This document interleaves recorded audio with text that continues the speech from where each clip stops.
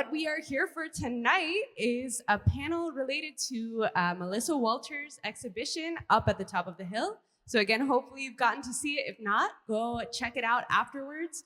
But it's an exhibition of work spanning a number of different mediums, all related to themes of DNA analysis and wrongful conviction.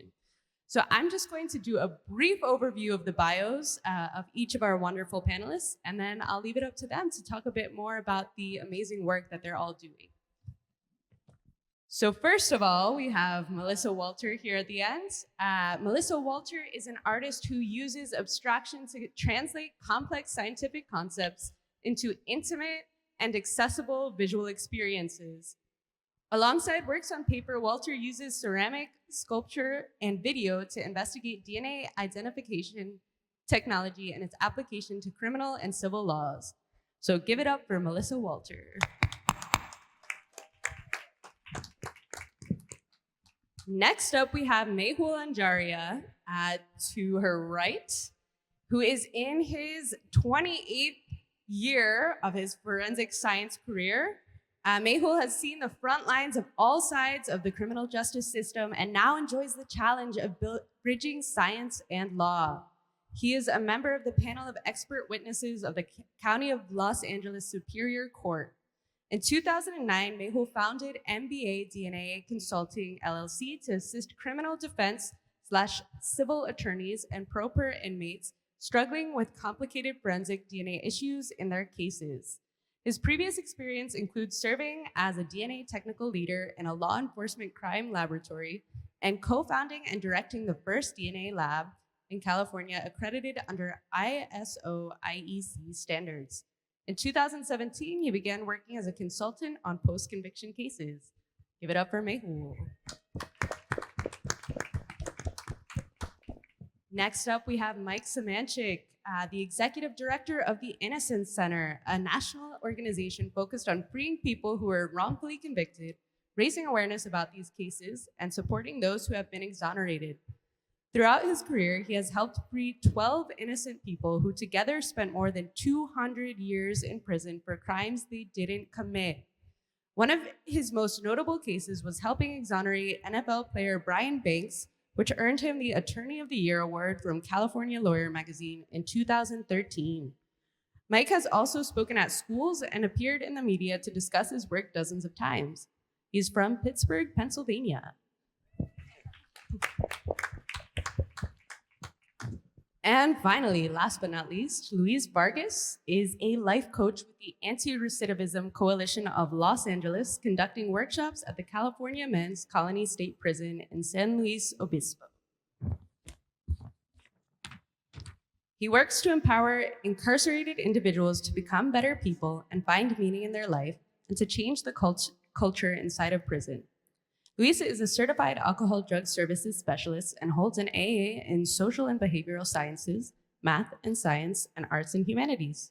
He is passionate about working with youth and minorities at risk and helping those that find themselves in the position he once found himself, lost and desperate. He aims to start his own foundation to help make this world a better place. So I will turn it over to Mel now to moderate and enjoy the panel. Good. All right.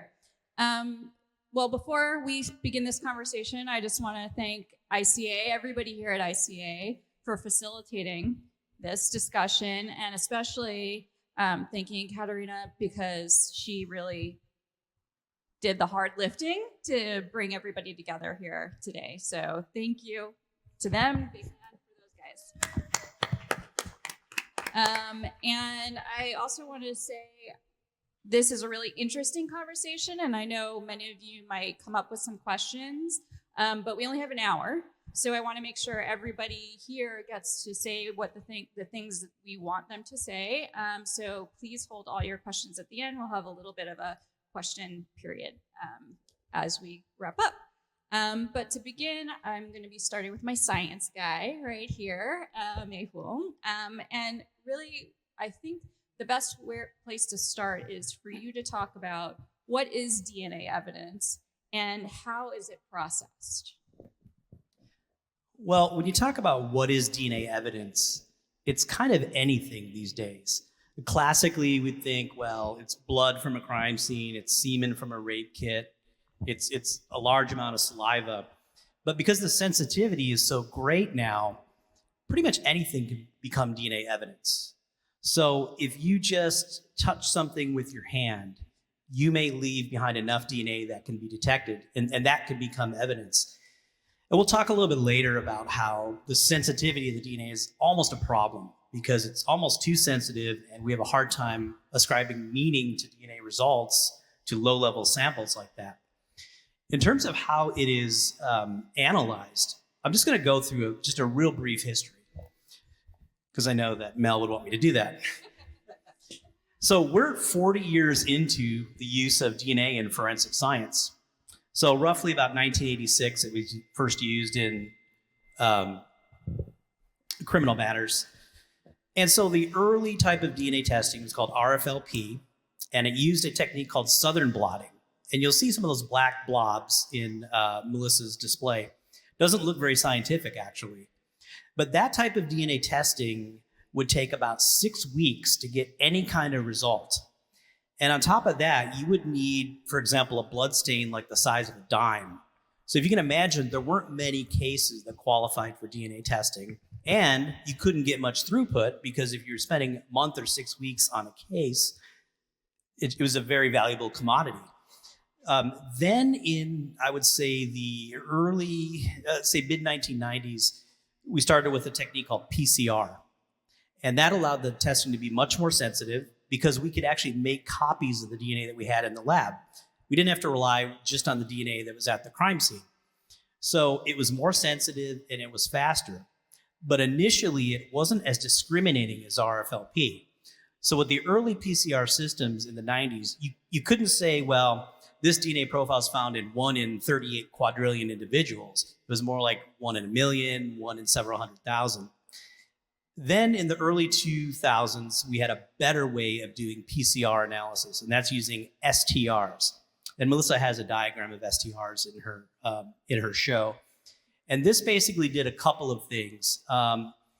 It made the testing more automated, so we could bang out more cases in a year.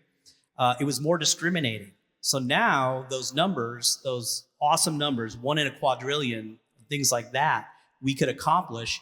And so we had the best of both worlds. We were sensitive and we were quick and we were you had a system that you could actually automate better. Can I interrupt real quick and just have you go further into what does it mean 1 in quadrillion exactly? Well, early on in DNA analysis, the question was, let's say you had a blood stain at a crime scene and you develop a DNA profile, you test a suspect, you develop a DNA profile, and you see that they're identical. Well, what is the significance of that they're identical? If 1 in 2 people in the world would be expected to match that crime scene profile, that's not very significant. So through population genetics and statistics, you calculate this number. So if it's 1 in a quadrillion, that means that profile is extremely rare. And with the world's population being 1 in 8 billion, that's telling you something very strong. So that really sounds like, okay, concrete, right? So you get a piece of, you get DNA from some evidence and you get DNA from a suspect and they seem to match.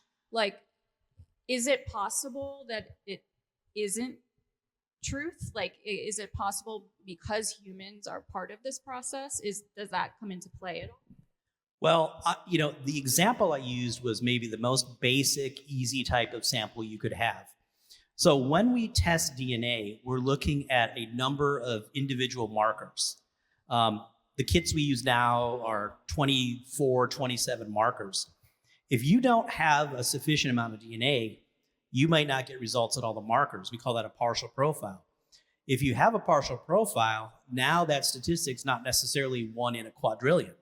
So you may see a case where DNA was found, so-and-so was included, but then 1 in 100 people would also be included.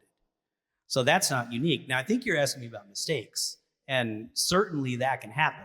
All it takes is for somebody to switch the tubes of 2 suspect samples, and all of a sudden you're going to have mistakes. And unfortunately, these kind of mistakes happen. DNA labs, an analyst twice a year has to do what's called a proficiency test. So they know they're tested, but they don't know the answer to the results. They submit it to the manufacturer and get it back. Well, these are easy cases. First of all, you know you're being tested, so that helps. And they're very simple situations.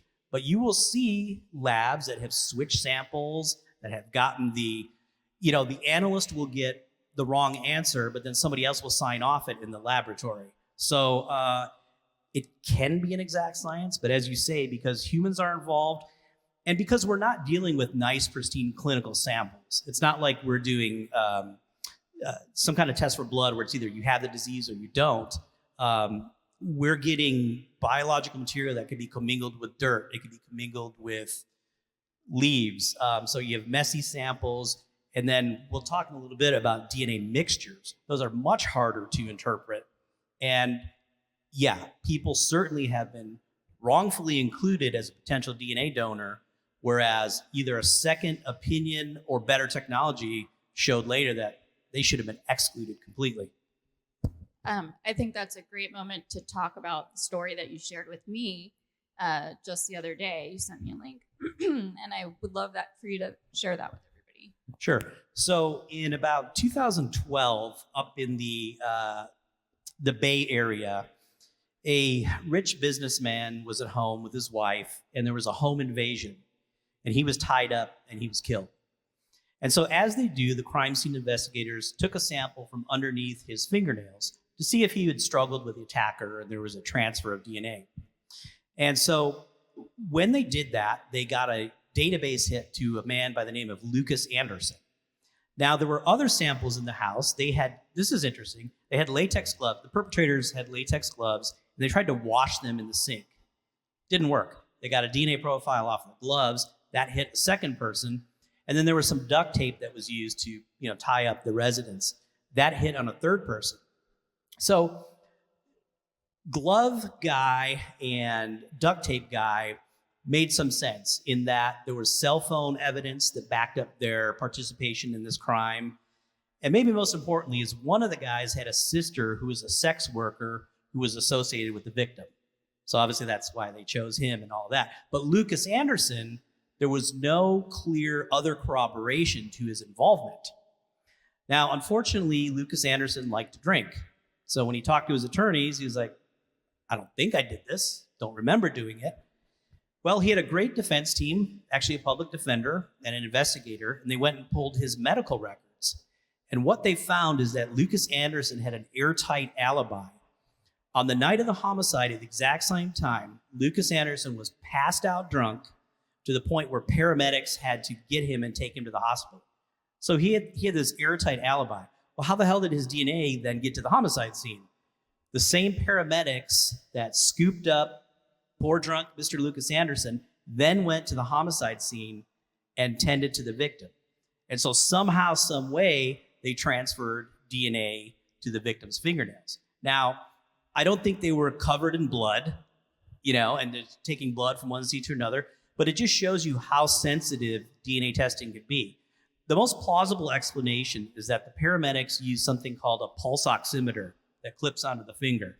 So let's say they used it on Lucas Anderson, didn't clean it, and then used it on the homicide victim. That's one way the DNA could have transferred. So, Lucas Anderson sat in jail for months before this was resolved. And so we know that this type of transfer happens all the time, but usually on the defense side, we just have to argue that this is a possibility. But Lucas Anderson was a real world example of that. And I have another one I'm going to share just really quickly. A case I had in San Diego just last week. A car full of juveniles was pulled over. They looked in the car and they could see a gun on the floorboard. And in this case, they actually had body cam video. So if you watch the body cam video, you see the arresting officer who's not wearing gloves. He pulls our client out of the car, touching his sweatshirt, proceeds to handcuff him with bare hands. So you see the officer's bare hands touching the defendant's hands as he's handcuffing him, and a lot of significant contact. I think it was 28 seconds that there was hand-to-hand contact. Almost immediately, without putting on gloves or washing his hands, this officer goes and grabs the gun out of the car. He removes the magazine from the gun, and then he racks it to eject a round. So I think that a juror, if they saw that and understood a little bit about DNA, would realize that our client's DNA being on the gun is not a big surprise because the officer very well may have placed it there. I think that's really great information for everybody. And I know there's much more to talk about on the science side, but I think, talking about a jury and sort of the courtroom process is a great tie-in for Mike now. And Mike, you've worked in the innocence space for a long time now. So I would love for you to just discuss a bit about how long the process is from choosing a person to represent until they're ultimately exonerated, specifically when there is DNA evidence that proves their innocence. That's a great question. So there are, in California alone, 100,000 people incarcerated right now. There used to be 200,000. We had the biggest prison system in the world until we started to reduce the size because it cost too much. But the reality is there's a lot of people, and studies show that somewhere between 4 and 6% of people in prison are innocent. So that means we're getting somewhere, on average, we're getting about 1,000 applications a year that come in where people are claiming innocence, new applications for assistance. And so we have to figure out from these 1,000, what are the cases that we want to work on? And it's a really challenging thing. It takes a lot of resources to parse through all of these cases and look for the ones that deserve our attention and our limited resources. And so one of the things that we look for initially is there biological material that exists that maybe we could do additional DNA testing? We look at what year were they convicted and what kind of DNA testing existed at the time of trial? What was the status of testing capabilities when the person was convicted? And where are we now? Did they think to do any of the sophisticated testing that we have today? We also look for some of the red flags that you generally see in these wrongful conviction cases, which are, is this an eyewitness misidentification case where there was only maybe one person that saw what unfolded and identified our client? Say they only saw them for 20 seconds at nighttime. There was a gun involved and there's weapons focus. And we know that about a quarter of the cases of the 3,500 documented wrongful convictions in the United States since 1989, about a quarter of those cases have had eyewitness identification as a contributing factor to the wrongful conviction. Is it a false confession potentially? So about 16% of those cases had a false confession. And there's hallmark things to look for when it comes to false confession cases. So we kind of just go through and look for all of the red flags that you might see that we know, because we've been studying these cases for a number of years, what to look for. If we see those, then we move it forward and we try to go and see, does the evidence exist? If the evidence exists, then we'll ask first the prosecution, hey, would you be interested in us doing testing? We have to actually go and argue in court that we should do testing. And sometimes in some counties, like San Diego, the prosecution is okay with doing testing. In some counties, like LA, they're not okay with doing testing. And so we have to battle it out in court. And that takes a significant amount of time. So typically from the day a person writes to us to the point where we're getting into doing DNA testing, it could be 2 to maybe even upwards of 4 years if the court, if we actually have to go through the court and battle for the testing. And then beyond that, it depends on the lab that you're using and what their backlog looks like to actually getting a result. On average, a person spends 13 years in prison wrongfully for a crime they didn't commit. And often it's because there's just limited resources to go through the thousands of cases that are out there and the thousands of people that are requesting assistance. So it is a tedious process, and it is sometimes very difficult to go about proving a person's innocence. There's many more things that play a part in it. Lost evidence is something that happens. I mean, they lose evidence in many cases. They destroy it in many more. We've had cases where a box of evidence has been found in a custodian's closet after 20 years, and it was kind of just, we had been looking for years, and then it all of a sudden turned up. It just kind of depends on the county, and it depends on the particular situation. So it sounds like there, you just spoke about the roadblocks within this, that process once somebody has been chosen. But I would love for you to also discuss some of the methods that lead to this, to people being wrongfully convicted in the first place. Sure. There's many reasons why people are wrongfully convicted. As I said, eyewitness identification is one of those contributing factors. The leading contributing factor to wrongful convictions is government misconduct. That is, in more than 50% of the cases, a contributing factor is government misconduct. That's a police officer committing some sort of misconduct, or a prosecutor committing some sort of misconduct, or somebody in a state-funded or government-funded crime lab that commits misconduct. That is the single leading contributing factor in wrongful convictions. We know that there are other things that are contributing along the way, but that right there takes the cake. There's other things, that, as I said, that we're constantly looking at.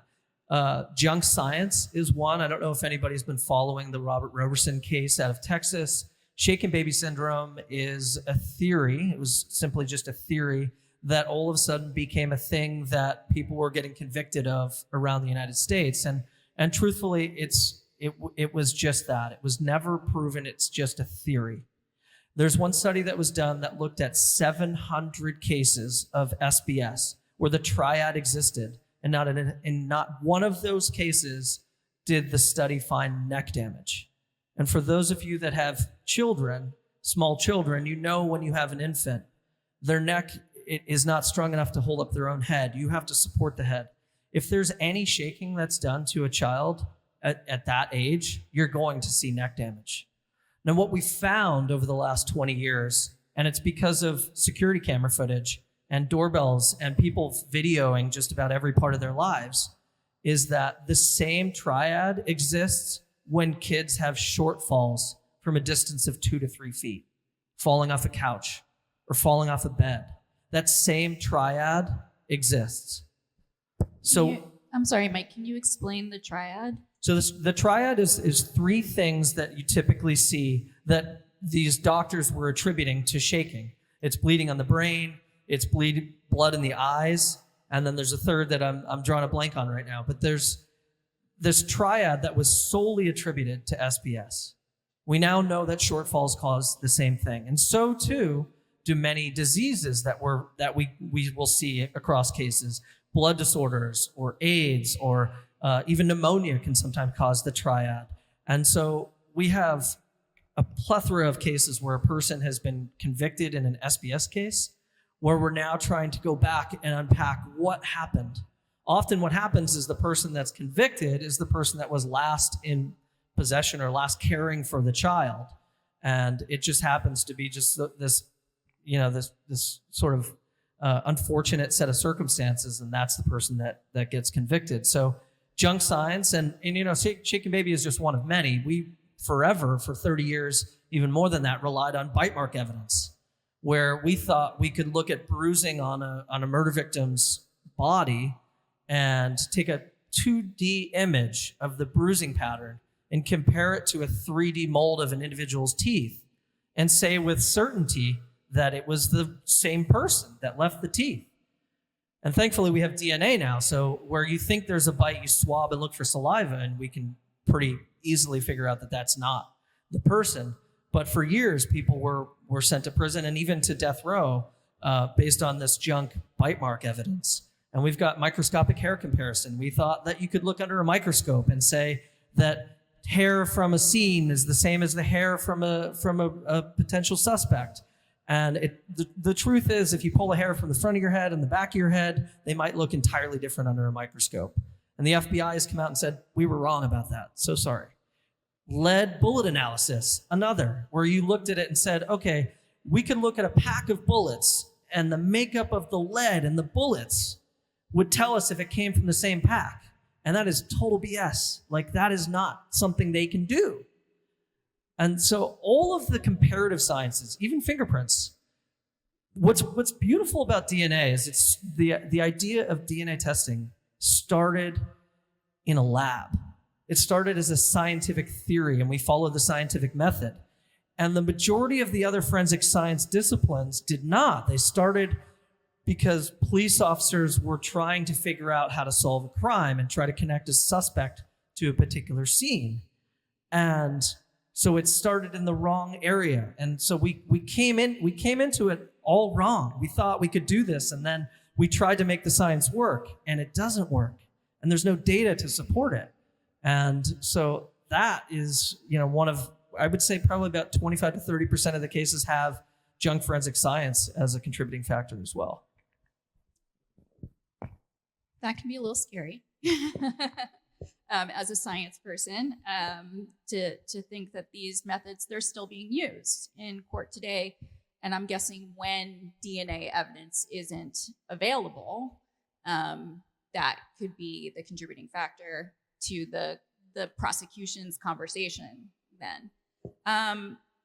You talked a little bit about percentages, but I would love to talk about some demographics and of people that have been exonerated and what you think that is telling us. Well, without a doubt, being a minority, you're much more likely to be wrongfully convicted in the United States. In fact, just being Black, you're 17 times more likely to be wrongfully convicted in the United States than if you're not. 17 times more likely to be wrongfully convicted just by being Black. And it's not just, it's baked into our entire criminal legal system.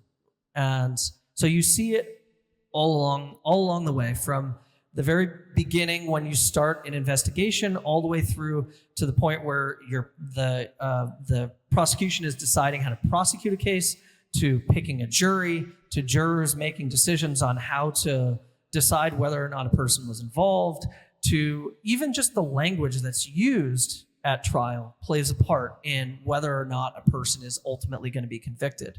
One study found that you're 70% more likely to get a conviction if you use the word gang in a trial. Same evidence, one trial says gang, the other one does not. 70% more likely to get a conviction. Why is that? The assumption is that the jurors think that, well, if they didn't do this one, they did something else. But that's not how our system was built, right? Like, we built this criminal legal system to convict people that actually did the crime they're facing, not something you think they may have been involved in because of their connection with other people on the street. And so being a minority absolutely 100% plays a part in all aspects of the criminal legal system, and in particular in wrongful convictions. I'm curious about gender in exoneration cases. So in California, we have 33 prisons. Actually, we might be we're down to 27. That's because the prison population has shrunk. We've been able to close 6 prisons. There's only a small, tiny fraction of female prisons. And quite frankly, it's because women don't commit crimes at the level that men do. But what I can tell you is that we have a number of female exonerated persons that we've exonerated. So between the staff and the board of the Innocence Center where I work, we've freed 43 people who have served 650 years in prison for crimes they didn't commit.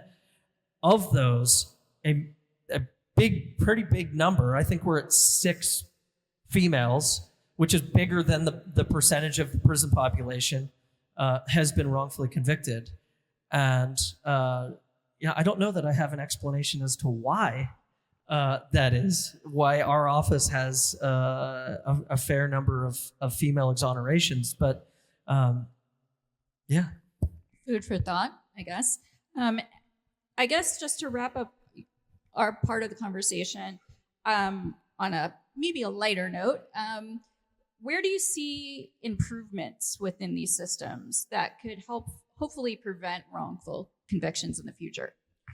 Well, for one, and I'd like to start by thanking each and every one of you for being here, because education is probably the most important thing.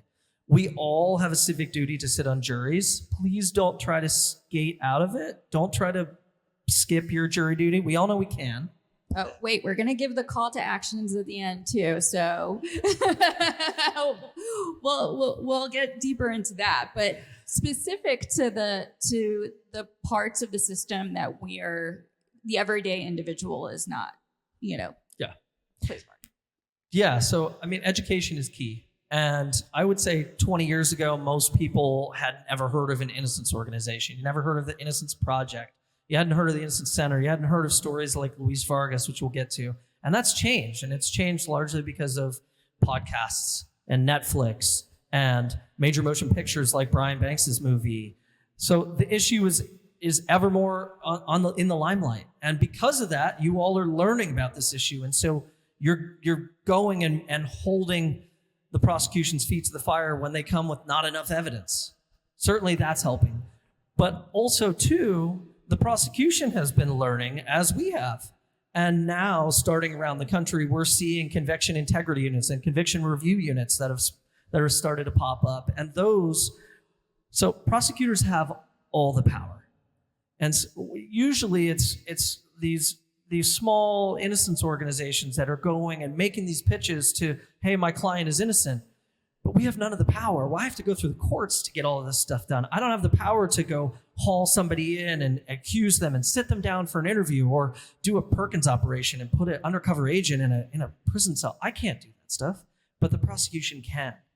And when they have that power and they use it because they see that they might have made a mistake, all of a sudden, we're starting to see exonerations go through the roof. And so where you have a prosecutor's office that is interested in doing the right thing, they're interested in finding the truth, and they're using their power to go and seek out that truth, you see a big change and a shift in how things are done.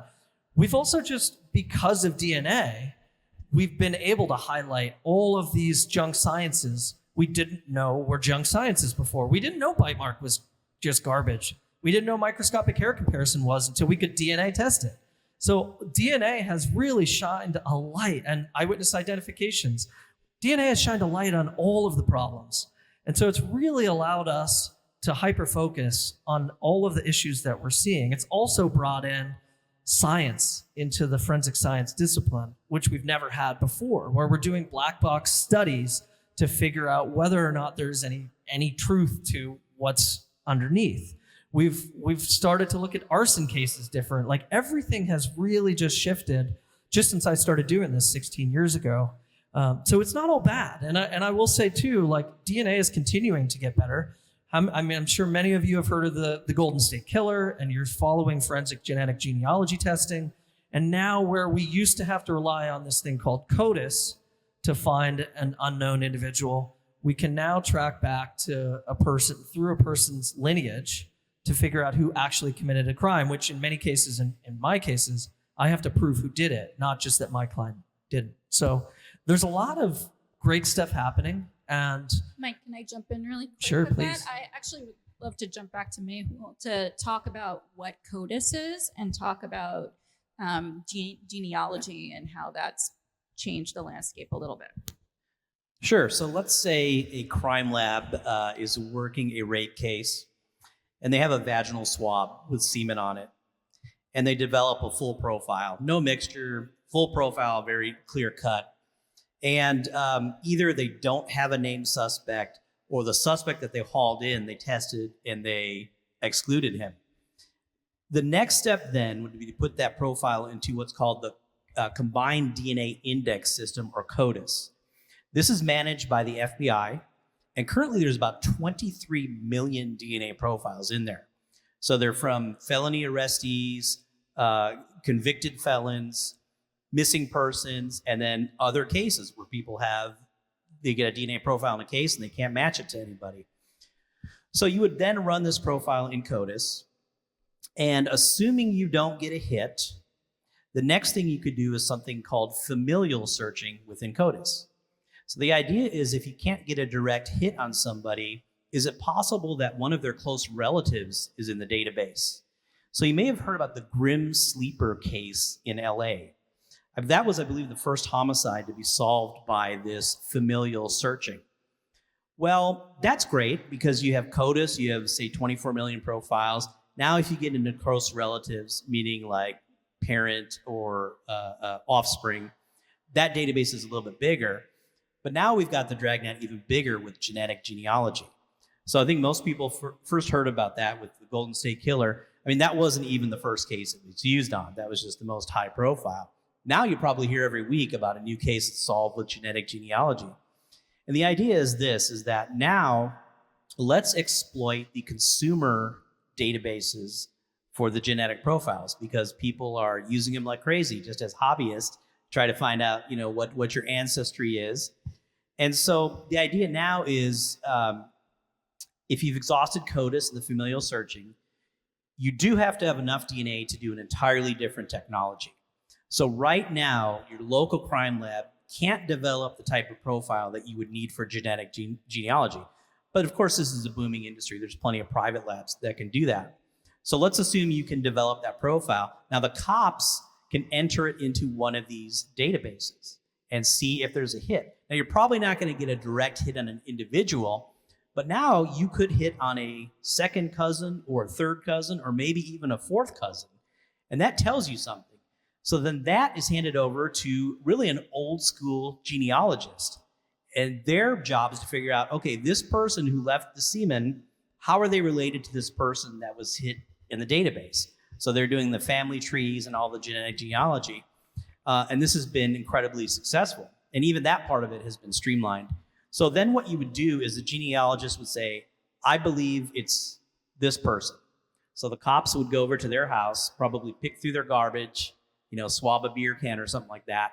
And then if there is a hit, there's probable cause to arrest that person, take a DNA from his mouth, and then directly compare his sample to that semen evidence of the original rape case. So this is, I guess, the most powerful tool right now in DNA because we don't have to worry. We're not limited to the 25 million people in CODIS.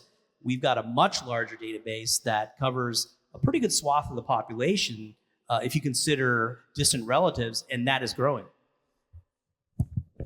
Thanks for sharing all that info, Mike and Mehul. It's really, I think, hopefully interesting for everybody, learning some new stuff about our systems and talking about our systems. Luis, let's talk about you and your experience with the system. Now, you were wrongfully convicted for a crime you did not commit, and I would love for you to just talk about your experience. Maybe start with what were the circumstances that led to that wrongful conviction? First of all, good evening, everybody. I want to thank you all for being here, and I want to thank you all for the invitation. I think that one of the circumstances that led to my arrest was that 1997 was an election year.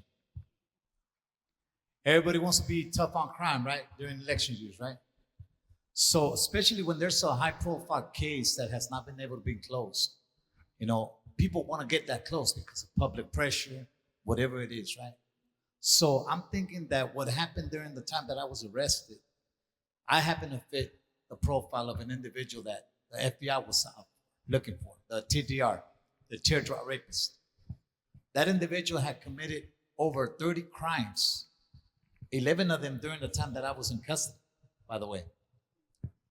And I fit his description. I had a teardrop. I grew up in South Central. I lived around the areas where the incidents happened.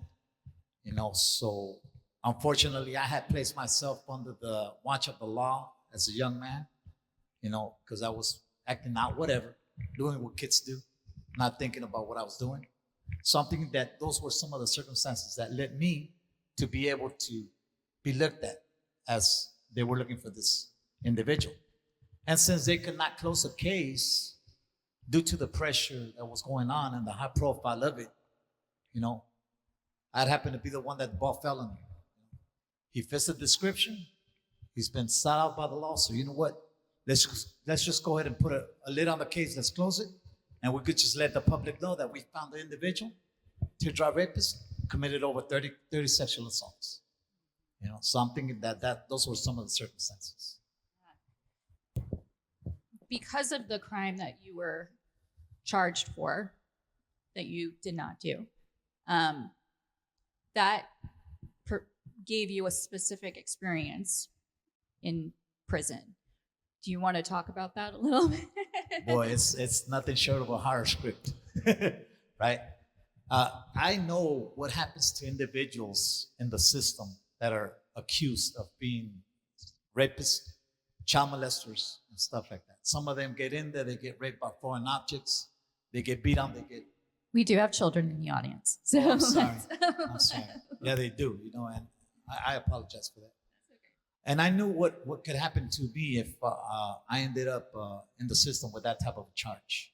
So I had to automatically jump in survival mode and think of how was it that I was going to be able to survive during the time that I would be in there, right? I refused to be placed in a protected custody yard because I'd never committed the crimes. So I said, why am I going to be placed in a PC yard? That's what they refer to them. So I didn't want to go through life with that label, especially while I was in prison. So I went ahead and I thought about ways that I could go ahead and survive while in the system. So I began to conjure up a story of being a third strike and having been arrested for first-degree burglary. And everybody that would ask me, even when they would ask for my paperwork to find out why I was there for, I would tell them that lie, that I was in there for first-degree burglary, and I was a third striker, and I had been sentenced to 55 years to life. So, I had to jump on survival mode. that must have been a really difficult experience, especially as somebody who did not commit the crime. And how long was that experience for you? How long were you incarcerated for? I got arrested in 1997, fought my case all the way to 1999. Newspapers and broadcasts say that I've been in there for 16 years, but I was in there for 18. I spent 2 years fighting my case, 18 years altogether. And all those 18 years that I was in there, I was always on survival mode, on a general population.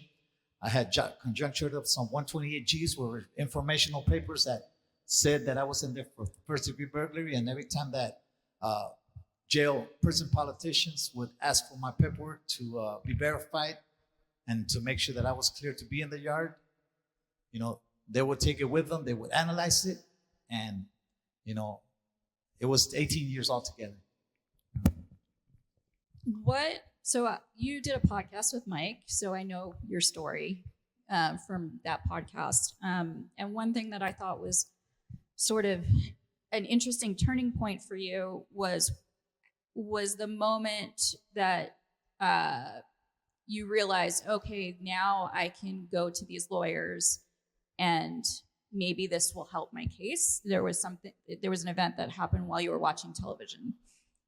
I had lost my appeal back in 2000, 2001, 2002. I lost my appeal, and I had already resignated myself to just spending life in prison, And I wrote over 20 letters to different projects that I thought would be able to probably help me out, right? Because the only thing that will be able to get me back into the court system was going to be either new evidence or if I did the paperwork myself. So I have two left feet when it comes to legal stuff, right?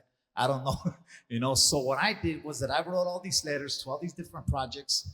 And on one occasion, I was sitting in my cell by myself, and I'm writing a letter, and I have my TV volume down on low. And out of nowhere, man, it's just like it was like a spark of hope just hit my cell, right? Because out of nowhere, I hear KCAL9 news report out of downtown Los Angeles, serial rapist on the loose. So I'm over here like, wait a minute, that's what I'm here for. So what I did, I turned around, I sat in front of my bunk, looking at the TV, I turned it up, and I started listening to how they were describing every little issue, every instance, every modus operandi, everything that man did, the way it happened, the way he approached the victims, the way he looked, what he did, everything that happened down to a T. So what I did was that as soon as that happened, I turned it all the way up, and I grabbed the pencil and I started scribbling away. I started writing. Everything, I started writing so crazy. Like I must have gone like maybe about 6 or 7 pages, all scribbles, right? As soon as that interview was over, I turned around, I sat on my desk, and I started writing everything down legit, the way I was supposed to be able to understand it, right? So as I was doing that, I went ahead and sent it to the California Innocence Project at that time, now the Innocence Center.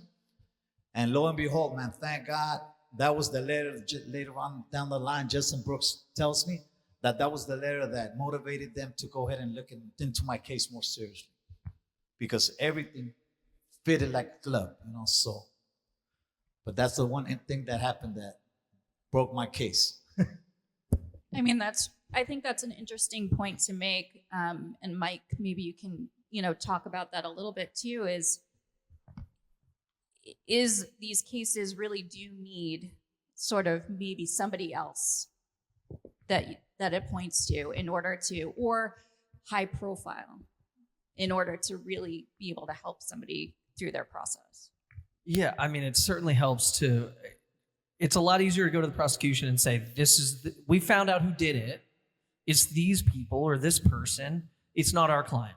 Because now they can then fall back on that. It's not that, in a lot of cases, we'll do DNA testing and we might get an exclusion. So in other words, that's really cool. We get an exclusion. So we do DNA testing and our person is excluded, but we still don't know who it is. Well, the prosecution might come back and say, well, the absence of your client's DNA doesn't prove they're innocent. It just proved they didn't leave their DNA behind. Or they might say, well, that other person's DNA that's there, they're the unindicted co-conspirator, the person we didn't know they did the crime with. And you're like, so you come up with a brand new theory to rebut what I'm telling you. Okay, so in a lot of cases, it is just easier if you can point towards the true perpetrator. And that's what happened in Luis's case. As I had mentioned earlier, there's a lot of cases in which they throw evidence away. And in his case, he had been accused and convicted of a couple of crimes. And in those crimes, we didn't have DNA evidence in all of those cases. But what we did have was that the MO was the same across all of them. And so the DNA testing that we were able to do pointed to the teardrop rapist and not to Luis. I mean, I think that's just an amazing moment, right? That you had the fortune of watching television, at that very moment and seeing that newscast. But thankfully that led to your exoneration. How long have you been outside of prison? I am happily going on 8 years and 5 months, actually. Woo! I was released in May 26th of 2016. And, it took me a couple of years to be able to get acclimated back into society. Man, I heard sirens. Next, I wanted to prong myself out in the middle of the street. I heard, as I'm getting across the street, I hear the light telling me, wait, I'm over here. What the, because I don't know. I mean, it's a new world for me, So I came out with a lot of traumas. I'm still dealing with some, even as I do my cohorts inside. I still have nightmares. I still have night sweats, but those 18 years, they left back a lot of scars, And I thank you guys for being here tonight, because you guys are where it begins, You guys look a lot like the jury of my peers that convicted me. Okay, don't take it personal. I'm just saying,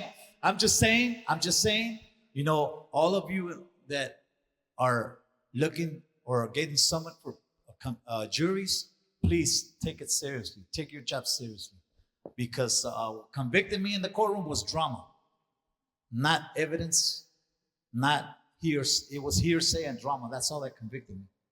And I mean that with all due respect. I love you guys for being here. You guys are awesome. You guys can make a difference. We have a broken system and it needs to be changed. I'm definitely getting back to the jury duty part in just a little bit. But one thing I would love to hear about is what you are talking about, sort of the scars that this experience has left you. I have a two-part question. One, do you feel like there are resources available to you to help with that? And two, are you becoming a resource as well for people who have experienced some, similar? When I first got out, there weren't any resources. The only resource I had at that moment was the Edmund Walking Fund. They helped me out with $2,000 to be able to get out. I didn't come out with the California ID. I came out with my state prisoner identification, picture ID. So in order for me to be able to get started to get my life back on track again, I had to present a picture ID everywhere I went. So even in the Mexican consulate, when I went there to present to get my birth certificate so I could get my picture ID from the driver, from the DMV, I had to present a picture ID, and I didn't have one. And I told my lawyer, should I show them my prisoner ID? He says, only as a last resort. One day we went to the Mexican consulate. I couldn't get my birth certificate. My mother seen a bunch of La Opinión newspapers on the door, and she grabbed like about 9, 10, 12 of them because my picture was in the front page. And when they refused to give me my birth certificate because I didn't have a picture ID, she went ahead and grabbed the newspaper, slammed it on the desk, and said, is that enough of a picture ID for you? My son was convicted for 18 years for crimes he didn't commit. Is that enough of a picture ID for you? And the attorney from the consulate just looked at me and said, is that true? I go, yes. Well, resources. Edmund Walking Phone was a great one. Other than that, I did not really have any resources to fall back on. So it would be nice for them to come up with some type of more resources. I'm pretty sure that right now, nowadays, we have some, the organization I work for, ARC, the Anti Recidivism Coalition, Community Solutions, which is also another organization I've worked for, because now since you went ahead and asked, what am I doing now? I was fortunate enough to graduate as an ADS, Alcohol Drug Service Specialist Counselor 1 and 2. I came out of prison. I'm starting to do what my passion is about.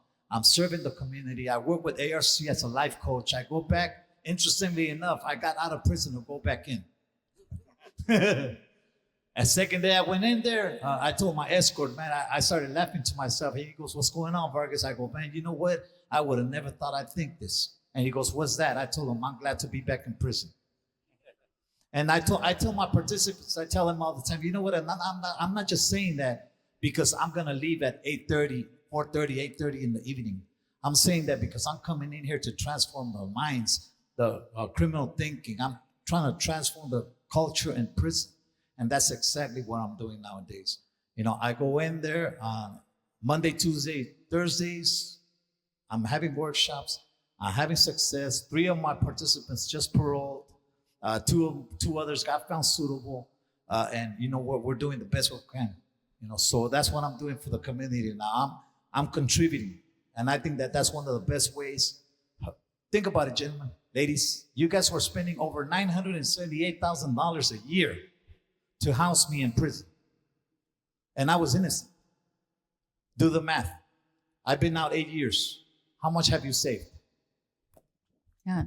Thank you so much, Luis, for all that. Seriously, I mean, we should all be grateful for the work that you're doing right now. Yes, please, big round of applause for sure. So as we wrap up this conversation, I'm going to open up to everybody here. Let's talk about now we can get back to the jury duty shaming. And actually, I have a couple questions about jury duty, but I do want to talk about ways that we as community members that are not necessarily work within these systems, ways that we can shape the system in better directions and move the needle. And jury duty is something that both of you have mentioned. But you also gave us lots of other information, right, about what is happening in the courtroom that could push wrongful convictions. Can you talk about, as a juror, how can somebody help with those problems? Can we help as a juror with those problems? So as a juror, you bring your own unique experience into the courtroom and into the deliberation room. And so as best you can, go out and educate yourselves on all of these issues and all of these things that we've talked about tonight. Go and watch all of the wrongful conviction stories and movies and shows that you can. Start listening to podcasts, understand, and start focusing on some of the forensic sciences that are out there that maybe we shouldn't trust. When you go in there and you're sitting as a juror, you have an opportunity to decide whether you think the expert that either side has put on is credible or not. you have an opportunity to decide whether this is just drama in front of you, whether this is just something to get your emotions going, or whether there's actually true, solid evidence that connects a person to a particular crime. Like, it's on you as a member of society, as a juror, to make that decision, and you take it back into the deliberation room and you make the call. And you and the other 11 people that are in there are the ones that make the ultimate decision, and you come back out and tell the court what you decide. So you have every opportunity to learn and study these things and then go and use your knowledge to have an impact in the system.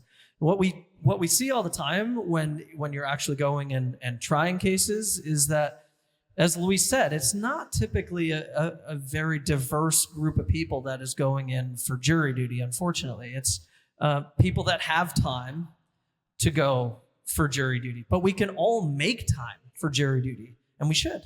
So, I mean, that's definitely one thing. Now, there's a couple other things that I would love for you all to do, and that's just, as we come upon this election in the next couple of weeks, study up, and every election really, but study up who is running. And I don't just mean like on the national level. Really, what's most important is looking at some of the local election stuff that's on the ballot. And so, who's your prosecutor that's running for election? Who is running for sheriff? Like, these things matter. And the way that they approach the criminal legal system can have a drastic impact on your local community and really shape whether or not a wrongful conviction is coming out of your local jurisdiction or not. So you really need to do your homework on, and one thing I think that often falls to the wayside is judges. We never do our homework on who the judges are, but they matter just as much as many of the other people that are participating in the criminal legal system, because they have an opportunity to keep some of this drama at bay, keep some of the evidence out that shouldn't be in. There's a lawyer that used to be a defense attorney in town named Chris Plord, who's now a judge out in Imperial County. And he is a person that really studied forensic science. Well, now he's leading and he's teaching judges all over the United States, not just in California, but about junk science and what, as judges, they should be keeping out. They're the gatekeepers to decide whether evidence should be in or out. And he's doing his part to make sure that bad junk science is kept out of the courtroom. So make sure you study up on your judges too. Just to let everybody know, I don't know if we have the QR code up or no. We might not have a QR code, but if you go to the ICA, oh yes, up at my show, up at the top of the hill, there's a QR code, and that leads to a page on the ICA website where everybody here shared a number of links with us, so that these could be good resources, and hopefully, if you guys ever come up with other things that can help, I find when it comes to voting for judges and DAs and whoever else, that's the harder part to research, because there's just generally not as much information. So when I can't find information, then I generally don't want to vote, because I don't want to vote against my own interests. So hopefully, as stuff comes up, maybe that's something we can continue to share with the community. Do any of you want to take on Prop 36 or Prop 6 conversation? Well, I was just going to add something to what Mike said. I think in general, we need to look at the defense bar a little bit differently. And 10 years ago, you might hear wrongful conviction. Oh, okay, well, stuff happens once in a while. But now we hear them every week. So we can't deny that the system's broken. And, as a juror, I know you go into court and you see the guy shackled and with the prison jumpsuit on, and you can't maybe help but think, well, he's got to be here for a reason. And I think a lot of times, though, people look at the defense attorney as annoying, that they're the bad guy, they're the dark side. And I think based on the wrongful convictions now, we have to really know that the defense has a seat at the table. So I think I would love to talk about Prop 36 and Prop 6 if you guys want to take any of that on. If not, I can. May I? Yes, please. Luis. Prop 6. I have a lot of participants inside of the system that cannot show up to my workshops. because of forced labor. Because they're being forced. They're told that, you know what, that if you don't show up to your work site, even if it's just a yard crew position, or even if it's a cook position inside of the kitchen, or maybe behind the wall, they want to punch them, threaten them to punish them, give them a 115, give them a 128, which are the most difficult ones to argue, and they look worse on the board than anything else, because you can't appeal them. You cannot appeal a 128. It's a documentation, a disciplinary documentation that will definitely hurt them. So I think that Prop 6 is something that we should definitely vote yes on, because I believe that individuals that are in the system should not be forced to work for 16, 18, 32 cents, 52 cents an hour, simply because they need to have individuals that do those functions. When CDC was added, the R to CDC, I was inside of the system at that time. And ironically, when they added the R for rehabilitation, everything started disappearing. Janitorial disappeared, automotive disappeared, carpentry disappeared. All of these programs behind the wall started disappearing. Wait a minute, it's in the R for rehabilitation. Well, these programs help. But they started, you know what's the only behind the wall position that was left open at that time? Office services. Why do you think that was? I mean, 2 and 2 is 4, right? Well, my thing is that I think that was left open because correctional officers need to have clerks. I used to be a clerk. I used to work. I used to do the 115s. I used to do the dispositions. So now I was behind the wall and I was working for all them years to do their job, when all they were doing was sitting down on benches inside of yards and let the inmates do all the work. Well, I mean, it's good for them to work. However, it's better for them to reform themselves, to transform themselves, to rehabilitate themselves. And we offer them these things through workshops such as Criminal Gangs Anonymous, Emotional Intelligence, YOP programs, Avatar, which is our board preparation program. And I don't think that they should be penalized for not wanting to work, but to show up to these workshops. So I think that Prop 6 would actually be a good proposition for us to pass on right? Prop 36, on the other hand, I think that Prop 36 would set us back. That's my personal opinion. I think that Prop 36 would once again begin mass incarceration, which is what I'm working against. Can I just let everybody know what Prop 36 is really quickly? So Prop 36 will allow felony charges and increases sentences for certain drug and theft crimes. Yes, that's what it is. Remember when the 3rd strike law came out? They were trying to sentence people that stole the Snicker bar for 25 to life. People that stole a steak for 25 to life. We'll be looking back at these days. So I encourage you as voters, to go ahead and exercise your voting vote. Get people out there, because you guys are right there. You guys could make this happen. Well, on that note, I want to turn to all of you and see if anybody here today has any questions. I know we've given a lot of information, a lot to digest, and hopefully so much information that we've actually answered the questions you had. But does anybody in the audience have any questions? You mentioned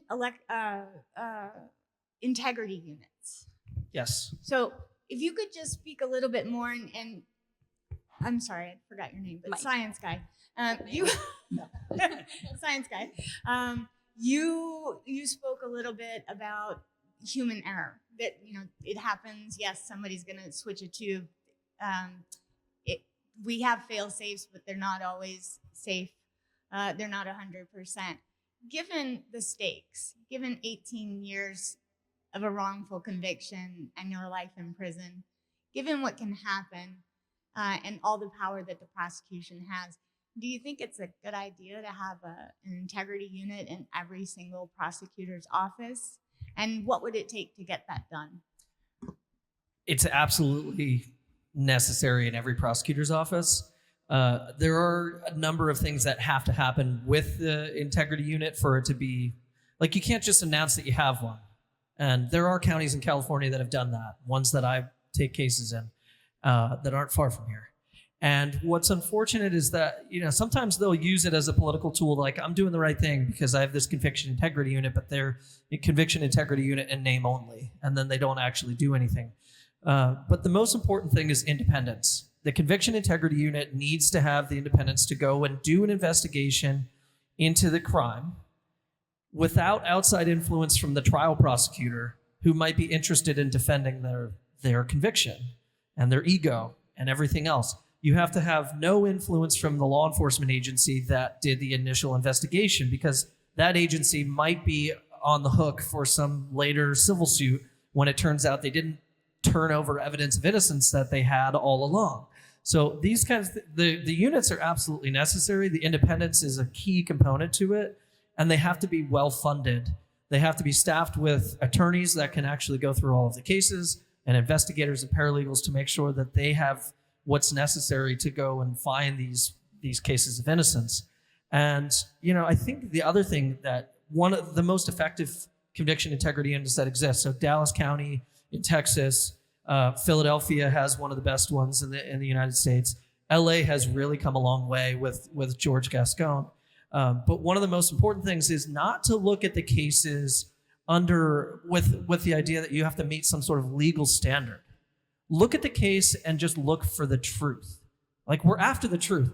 Our system is built on this idea of finality, that once the jury comes back and finds a person guilty, we're stuck with it.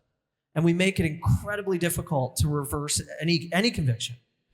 And when you have a conviction integrity unit that's really just focused on finding the truth, and they put behind them the finality that we've all built this system on, you see a lot of progress. So I think every county needs to have them, and they need to come with resources and independence, and with this idea that you don't know what you don't know. You don't know what you're going to find when you start peeling back the layers of the onion, and you got to just take it for what it is when it hits you in the face, because it's going to hit you in the face.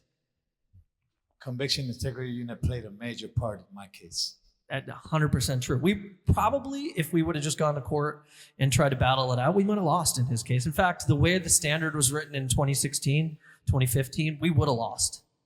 And if it wasn't for the lawyer in the habeas unit in LA, Luis probably wouldn't be sitting here. Actually, I have two, and these are quick ones, I think. For the innocence guy and for the scientific guy. If the O.J. Simpson case was today, how would the preponderance of the evidence be in the prosecution, would you say? And the scientific guy, if I put a drop of my blood with a drop of your blood, would you be able to differentiate the both of us? Mixtures absolutely can be handled. In your particular scenario, where there's a lot of DNA from two people, you might expect something like a 50-50 mixture, and that can be resolved. Sometimes you could get a mixture of 4 people, and maybe there's like a 2% contributor, and there might be like a 90% contributor that you can pull out a profile, but these lower contributors, if they're like 2%, you may not be able to. By the way, you bring up a good point, because DNA mixture interpretation is really a hot topic right now in terms of lack of subjectivity. So although we have better systems to interpret even more complicated mixtures than what you described, we're having some problems with standardizing it, and maybe more importantly, how it's conveyed to the jury in court. Essentially, some of the analysts don't quite understand it themselves. So when they explain it to the jury, they are mischaracterizing what the evidence actually is. As for OJ, so Barry Scheck is a friend of mine who started the Innocence Project in '92 and was one of O.J. Simpson's lawyers.